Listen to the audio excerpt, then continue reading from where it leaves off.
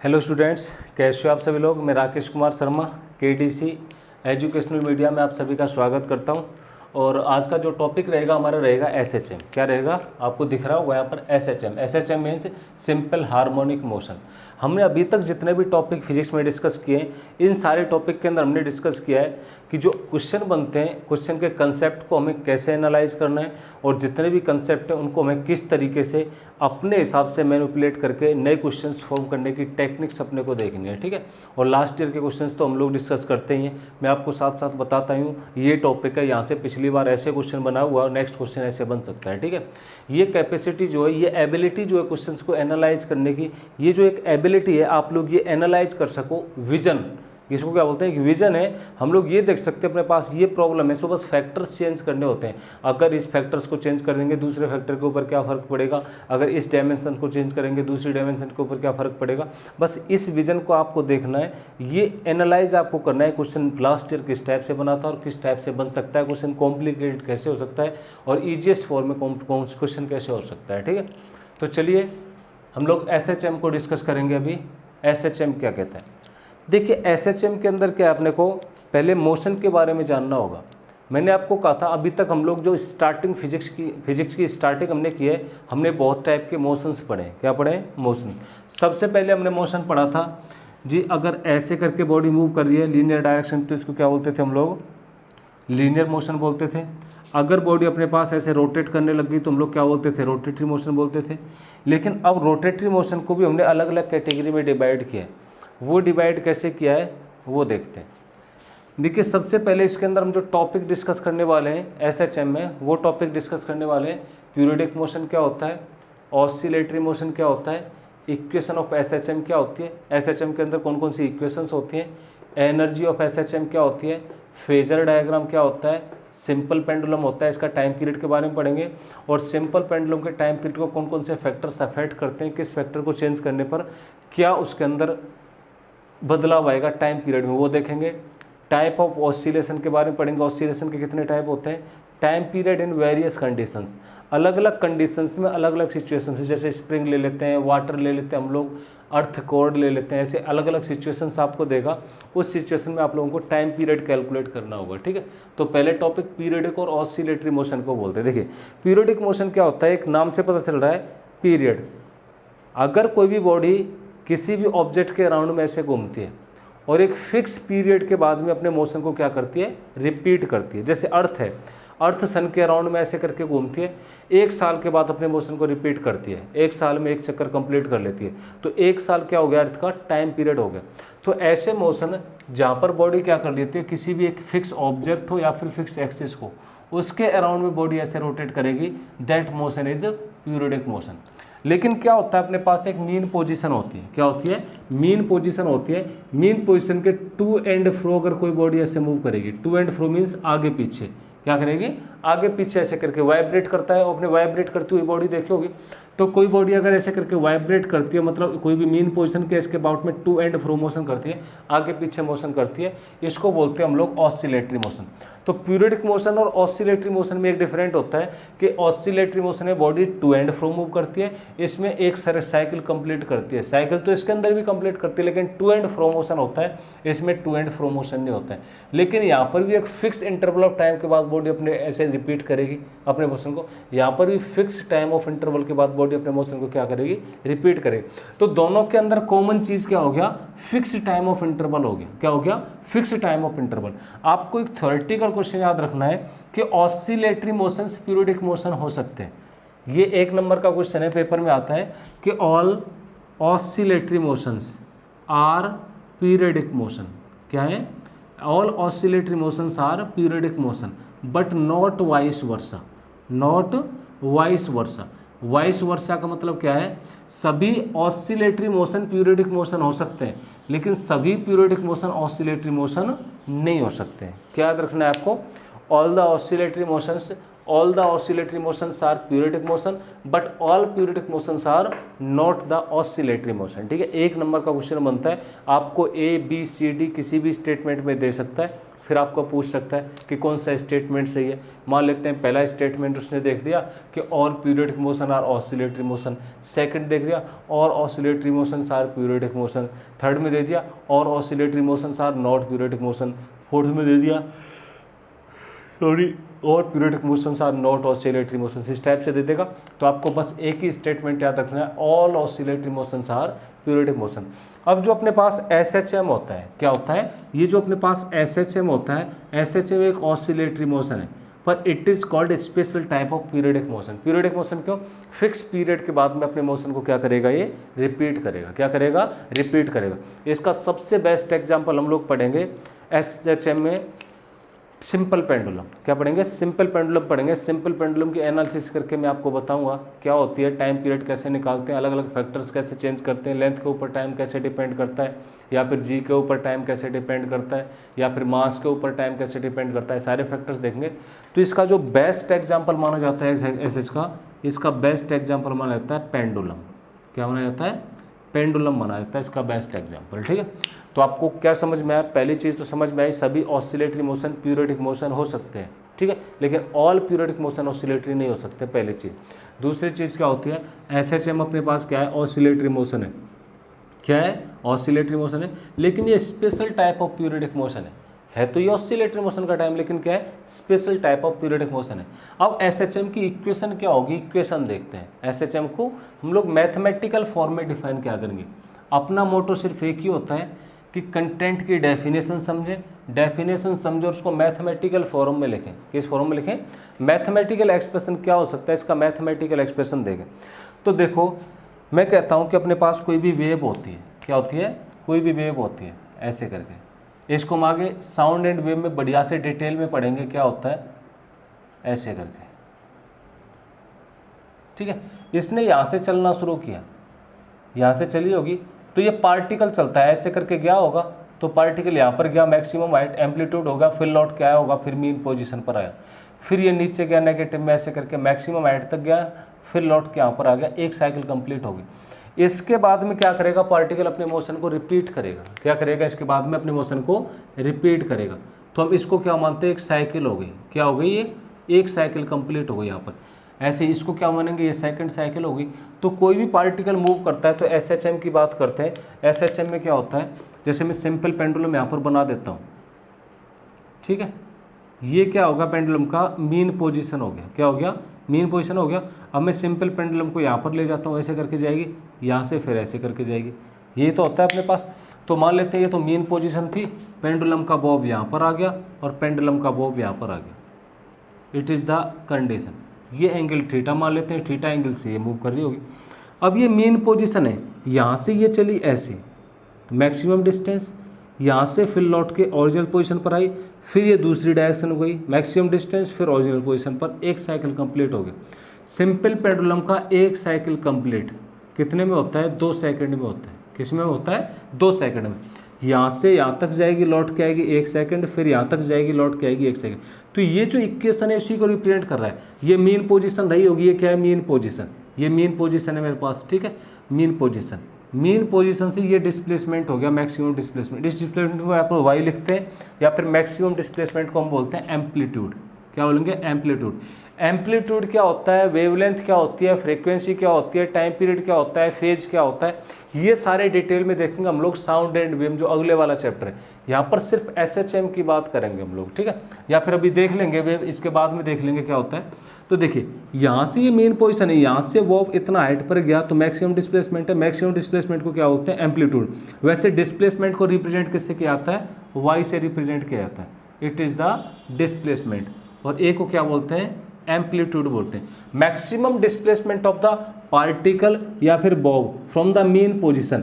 Mean position से जो maximum displacement है, that maximum displacement is called amplitude. Amplitude क्या हो जाएगा, मैक्सिमम डिस्प्लेसमेंट हो जाएगा। तो ये मीन पोजीशन से यहाँ से चली होगी, यहाँ से चला होगा पार्टिकल, यहाँ से गया होगा यहाँ पर मैक्सिमम डिस्प्लेसमेंट। तो इस पॉइंट को मैं ए मान लेता हूँ, इसको बी मान लेता हूँ। तो यहाँ से गया होगा, इस पॉइंट को ए मान लेता हूँ, मैक्सिमम डिस्प्लेसमेंट बी, यहाँ पर आ गया पार्टिकल। यहाँ से फिर पार्टिकल लौटेगा मीन पोजीशन पर, फिर पार्टिकल लौटेगा मीन पोजीशन, यहाँ पर आ गया डिस्प्लेसमेंट जीरो, डिस्प्लेसमेंट जीरो, फिर अपोजिट साइड में गया पार्टिकल यहाँ पर मैक्सिमम डिस्प्लेसमेंट, फिर अपोजिट साइड में गया पार्टिकल यहाँ पर, ये पॉइंट क्या मान लेता हूँ, सी मान लेता हूँ, ये सी पॉइंट है। फिर यहाँ से पार्टिकल लौटेगा मीन पोजीशन पर, यहाँ से पार्टिकल लौटेगा मीन पोजीशन, एक साइकिल का कंप्लीट हो गया। क्या हो गया, एक साइकिल कंप्लीट हो गया। ऐसे ही करके पार्टिकल क्या करेगा, ऐसे करके मोशन करता रहेगा और वेव अपने पास ऐसे बनती। फेजर डायग्राम इसका ये होता है, इसको क्या बोलते हैं, फेजर डायग्राम बोलते हैं, यहाँ पर फेज को रिप्रेजेंट करते हैं। और फेज कैसे रिप्रेजेंट करेंगे ये भी डिस्कस करेंगे, उससे पहले मैं इसको इसके साथ में लिंक करता हूँ। जैसे हमने इसको इसके साथ में देखा पेंडुलम को, इसको इसके साथ में देखेंगे, ये मीन पोजीशन है, तो ये क्या है मेरे पास, मीन पोजीशन है। क्या हो गई, ये मीन पोजीशन हो गया अपने पास। अब मीन पोजीशन से पार्टिकल गया ऐसे करके, तो ये मैक्सिमम डिस्प्लेसमेंट है। तो मीन पोजीशन से पार्टिकल गया, मैक्सिमम डिस्प्लेसमेंट क्या हो गया, ये हो गया, ये पॉइंट ए, तो ये पॉइंट क्या हो गया बी, ये पॉइंट क्या हो गया बी। यहाँ से पार्टिकल लौट के आएगा फिर दोबारा मीन पोजीशन पर, यहाँ से पार्टिकल लौट के आएगा दोबारा मीन पोजीशन पर आ गया। यहाँ से फिर अपोजिट साइड में गया सी पॉइंट पर, यहाँ से फिर अपोजिट साइड में गया सी पॉइंट पर, ये सी पॉइंट मान लेते हैं। यहाँ से पार्टिकल फिर लौट के आएगा यहाँ पर, यहाँ से फिर लौट के आएगा मीन पोजीशन पर। एक साइकिल कंप्लीट हो गई। क्या हो गई, एक साइकिल।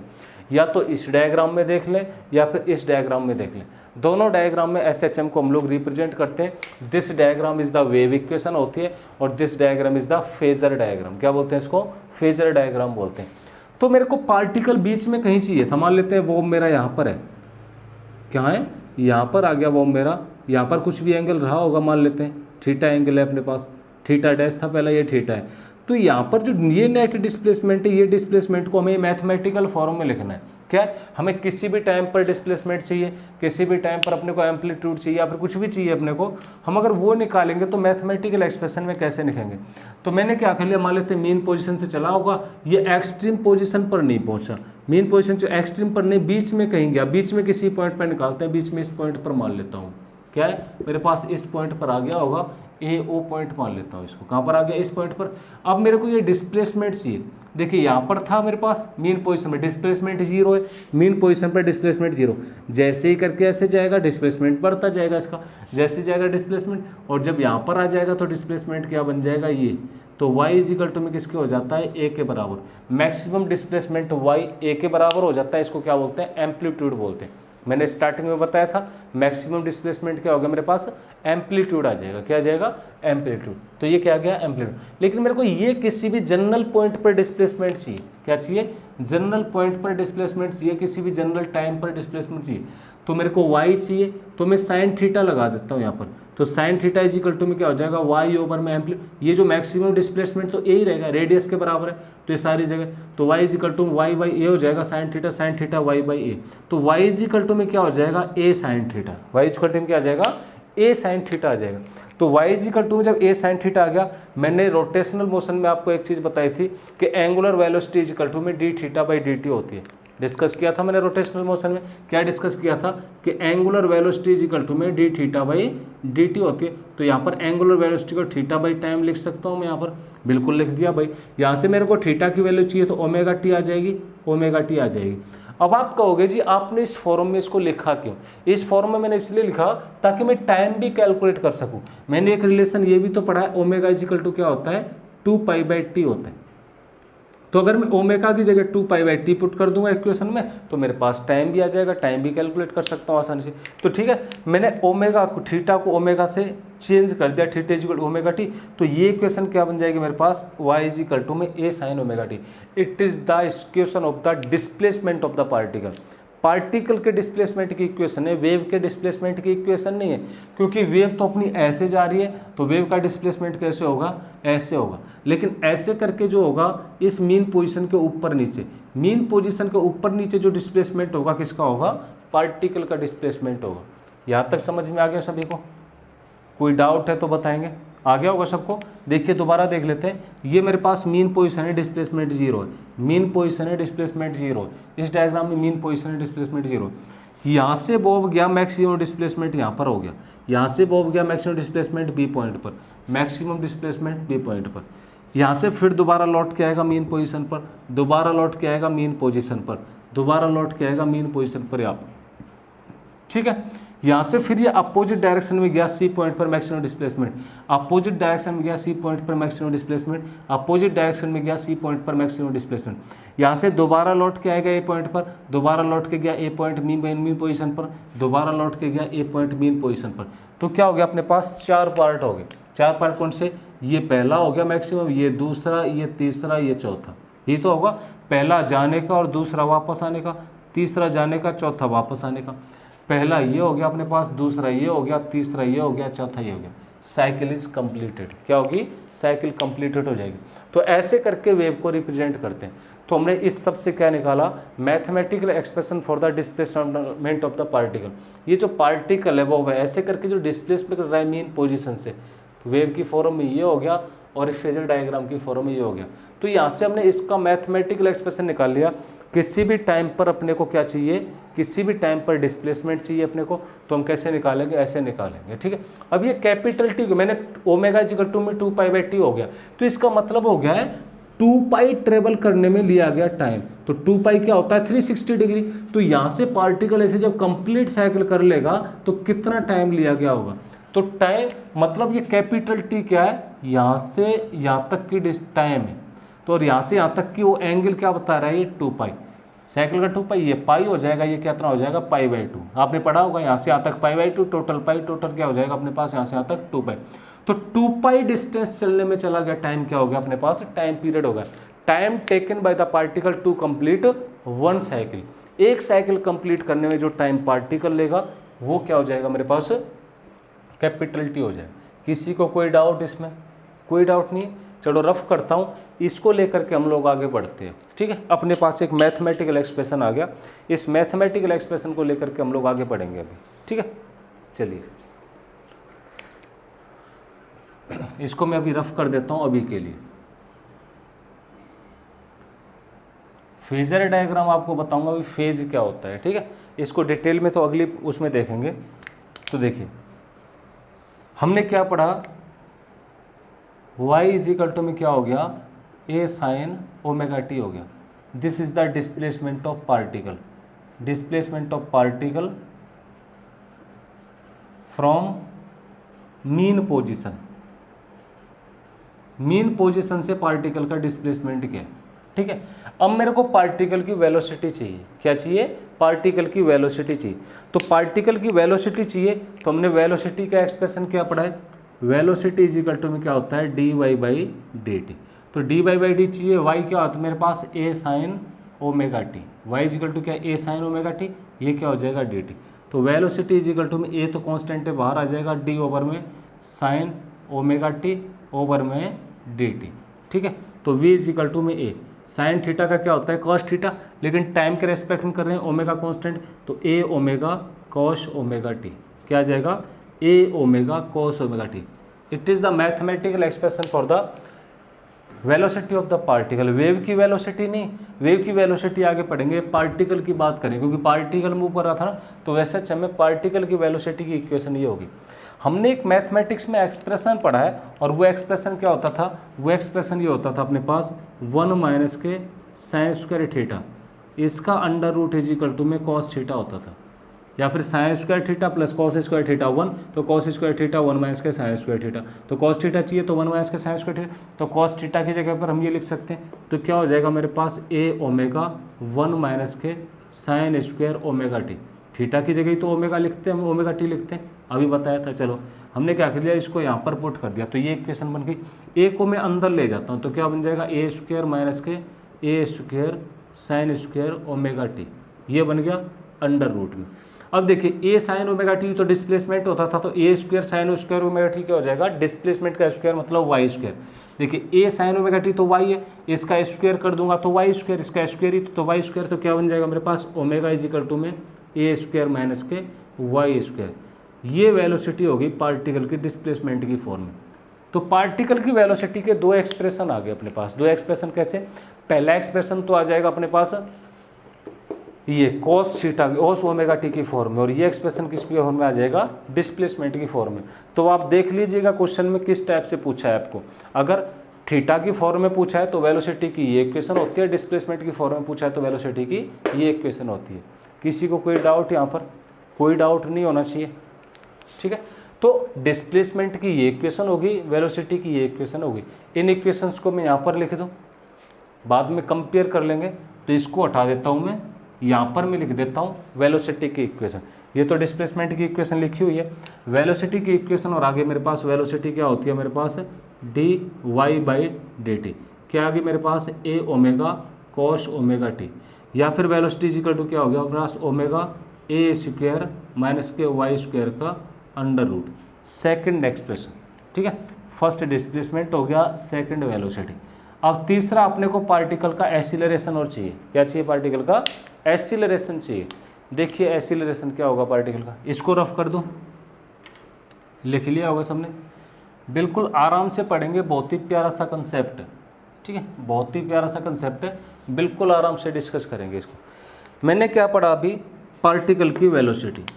वेलोसिटी क्या है मेरे पास, वेलोसिटी इज इक्वल टू में a omega cos omega T, यही आई हुई है वेलोसिटी ये। अब मेरे को एसिलरेशन चाहिए। एसिलरेशन क्या होता था, d v by d t, d v by d t हो जाएगा। तो मेरे पास क्या हो जाएगा, डी वी क्या है अपने पास a omega cos omega t, क्या हो जाएगा a omega cos omega t by d t. Then acceleration of the particle, a omega को बाहर ले आइए, क्या बच जाएगा differential function cos omega t, क्या बच जाएगा cos omega t d t. तो देखिए बेटे क्या हो गया यहाँ पर, मैंने ओमेगा टी को रखा, साइन थीटा का डिफरेंशिएशन होता है अपने पास कॉस थीटा, और कॉस थीटा का डिफरेंशिएशन क्या होता है माइनस साइन थीटा, मैथमेटिक्स में पढ़ा होगा सबने। तो कॉस ओमेगा टी का omega minus sign omega T, और ये तो टी के रेस्पेक्ट में, तो टी का डिफरेंशिएट करेंगे, इसके साथ में कांस्टेंट कुछ भी बाहर ले आएंगे, तो ए ओमेगा ये क्या हो जाएगा साइन ओमेगा टी माइनस का कॉस थीटा का माइनस, तो क्या हो गया minus a omega square sine omega t, ये हो गया अपने पास। अब ए साइन ओमेगा टी तो वाई स्क्वायर होता था, तो माइनस के ओमेगा वाई, क्या हो गया minus k omega square y. It is the mathematical expression of the acceleration of the particle. तो पार्टिकल का एसिलरेशन क्या आ गया मेरे पास, acceleration is equal to minus k omega square y displacement की फॉर्म। तो एसएचएम में जब कोई भी बॉडी मूव करती है और आपको पूछा जाता है भाई किसी भी पॉइंट पर किसी भी टाइम पर टाइम पीरियड का वो डिस्प्लेसमेंट का एक्सप्रेशन बता दीजिए, ये हो जाएगा। अगर वेलोसिटी का मैथमेटिकल एक्सप्रेशन पूछता है ये हो जाएगा। अगर अपने को किसका पूछता है, इसका पूछता है, एसिलेशन का एक्सप्रेशन पूछता है तो क्या हो जाएगा। अब इनकी डायरेक्शन की बात और करते हैं, डायरेक्शन की हमेशा क्या होती है। तो देखिए जब कोई भी पार्टिकल मूव करेगा ऐसे करके कोई भी, तो इसके एसिलेशन की डायरेक्शन हमेशा टूवर्ड्स द सेंटर रहेगी। कहाँ रहेगी, सेंटर की तरफ रहेगी एसिलेशन की डायरेक्शन हमेशा। क्यों रहेगी सेंटर की तरफ, मीन पोजीशन की तरफ, क्योंकि देखो जब पार्टिकल ये था हमारे, वैसे भी डायरेक्शन नेगेटिव हो गया। नेगेटिव साइन क्या बताता है अपने को, डिस्प्लेसमेंट की जो डायरेक्शन है डिस्प्लेसमेंट के कहाँ पर रहेगी, अपोजिट में रहेगी। कहाँ पर रहेगी, अपोजिट में। तो डिस्प्लेसमेंट अगर कहीं भी होगा पार्टिकल का, ये सिंपल पेंडुलम था, तो बॉडी अगर डिस्प्लेसमेंट होके इधर जा रही है तो एसिलेशन किधर रहेगा, ऐसे। अगर डिस्प्लेसमेंट इधर है, बॉडी डिस्प्लेसमेंट की डायरेक्शन ये, तो एसिलेशन कहाँ पर रहेगा, मीन पोजीशन की तरफ। There will be 180 degree angle between the displacement and acceleration. Acceleration और डिस्प्लेसमेंट के बीच में हमेशा किसका रहेगा, 180 डिग्री का एंगल रहेगा, ठीक है। अब मैक्सिमम कहाँ होगा, मिनिमम कहाँ होगा, वहाँ पर देखते हैं हम लोग। जब पार्टिकल मीन पोजीशन पर होता है, ठीक है, उस टाइम पर एनर्जी क्या होती है उसकी बात करेंगे, चलिए। और मिनिमम एनर्जी कहाँ पर होती है उसकी बात करेंगे, ठीक है। तो यहाँ पर मैं पेंडुलम ड्रॉ कर देता हूँ। पेंडुलम के ऑल पॉइंट पर देखेंगे, ये मेरे पास सुबोध था, ठीक है, और ये ऐसे करके मूव कर रहा था पेंडुलम, ठीक है। थ्योरेटिकल क्वेश्चन कैसे बनता है, मैं थ्योरेटिकल क्वेश्चन बताना चाहता हूँ आपको। ये पोजीशन होगी मेरे पास, एक पोजीशन ये होगी, ठीक है, एंगल क्या हो गया, थीटा हो गया। ये मेरे पास क्या है, मीन पोजीशन है, तो डिस्प्लेसमेंट की डायरेक्शन ये होगी और एसिलेशन की डायरेक्शन ये, तो दोनों के बीच में एंगल क्या हो गया, 180 डिग्री। तो यहाँ से एक चीज़ अपने को समझ में आती है, और वो एक चीज़ क्या समझ में आती है, वो एक चीज़ है कि एसिलरेशन ऑलवेज सेंटर की तरफ काम करेगा, मतलब अपोजिट टू डिस्प्लेसमेंट, डिस्प्लेसमेंट के साथ में अपोजिट में काम करेगा। जब अपना बॉब यहाँ पर होगा तो इसकी वेलोसिटी मैक्सिमम होगी, मतलब काइनेटिक एनर्जी क्या रहेगी, इसकी मैक्सिमम रहेगी, और पोटेंशियल एनर्जी क्या रहेगी, minimum at the mean position. जब पार्टिकल मीन पोजीशन पर रहेगा तो मीन पोजीशन पर काइनेटिक एनर्जी मैक्सिमम रहेगी, पोटेंशियल एनर्जी क्या रहेगी, इसकी मिनिमम रहेगी। लेकिन जब पार्टिकल डिस्प्लेस होकर यहाँ पर आ जाएगा तो यहाँ पर तो स्पीड जीरो, यहाँ पर डिस्प्लेसमेंट मैक्सिमम हो गया। जब डिस्प्लेसमेंट पार्टिकल किसी भी हाइट पर ऐसे चला गया, हम कहते हैं जब पोजीशन चेंज होती है तो पोटेंशियल एनर्जी में इंक्रीजमेंट होता है। पोटेंशियल एनर्जी में ऐसे इंक्रीजमेंट होगा तो क्या हो जाएगी, काइनेटिक। और एनर्जी कंजर्वेटिव क्वांटिटी है, तो जैसे जैसे पोटेंशियल एनर्जी में इंक्रीजमेंट होता जाएगा काइनेटिक एनर्जी कम होती जाएगी। पोटेंशियल एक टाइम पर ऐसा आएगा potential energy maximum, kinetic energy क्या हो जाएगी, जीरो। उसके बाद पार्टिकल फिर वापस आना शुरू करेगा।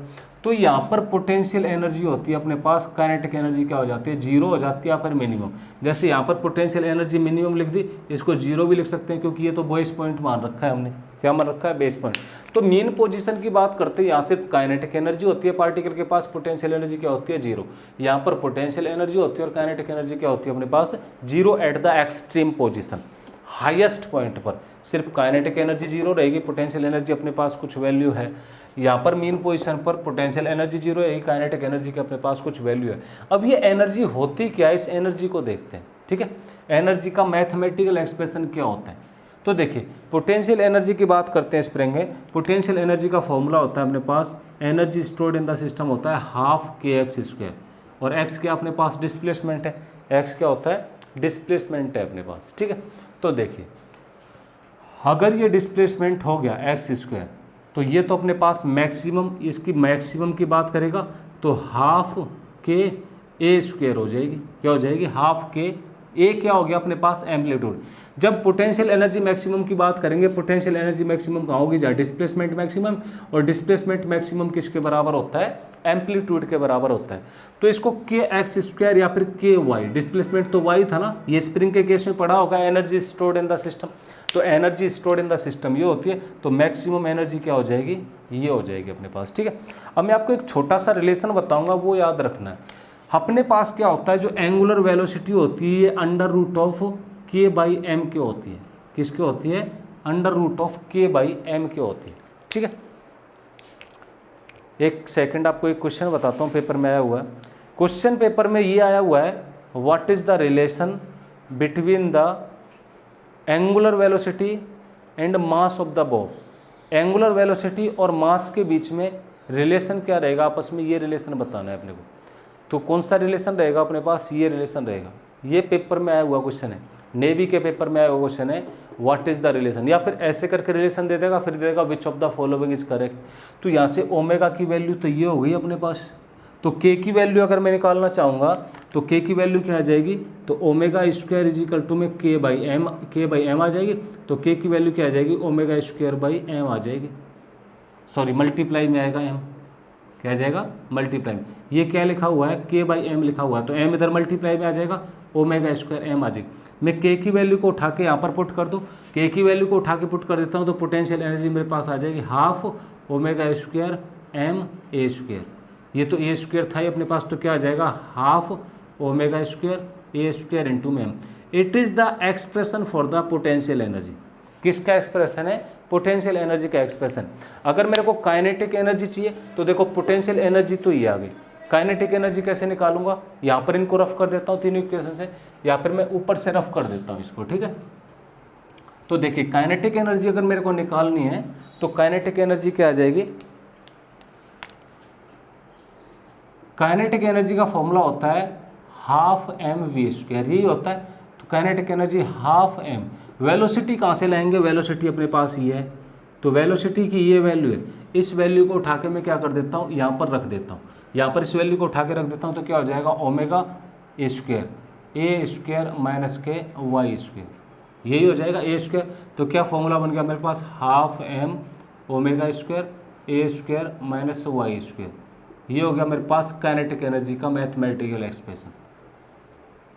अगर मेरे को टोटल एनर्जी चाहिए सिस्टम की, तो हम कहते हैं जी total energy is equal to में kinetic energy plus potential energy. क्या ये पोटेंशियल एनर्जी थी मेरे पास, क्या थी ये पोटेंशियल एनर्जी। तो इन दोनों को मैं सम करूंगा, जब इन दोनों को सम करूंगा तो काइनेटिक एनर्जी क्या आ जाएगी मेरे पास, half m omega square a square minus के half m omega square y square. मैंने इसको अंदर ले गया, खोल दिया, प्लस पोटेंशियल एनर्जी हाफ, यहाँ पर क्या मेरे पास एम ए स्क्वायर, ये मैक्सिमम की बात कर रहा हूँ, लेकिन मैं इन जनरल पॉइंट की बात करूँगा तो ये मेरे पास डिस्प्लेसमेंट वाई रहेगा इन जनरल केस में, ये तो मैक्सिमम लिखा है, तो जनरल केस में क्या हो जाएगा, half omega square y square m. General case में किसी भी डिस्प्लेसमेंट की बात करूंगा, जब मैक्सिमम डिस्प्लेसमेंट की बात करता हूं तो मैक्सिमम डिस्प्लेसमेंट में क्या होता है, ये वाई ए बन जाए, लेकिन जनरल पॉइंट में ये होता है। तो यहाँ पर पोटेंशियल एनर्जी क्या हो जाएगी, half m omega square y square. तो ये दोनों एक दूसरे से कैंसिल आउट हो जाएंगी, बचेगी क्या मेरे पास एनर्जी बच जाएगी, टोटल एनर्जी क्या, यू इज इक्वल टू में half m omega square a square, क्या बच जाएगी, it is the mathematical expression for the total energy. किसका एक्सप्रेशन है, टोटल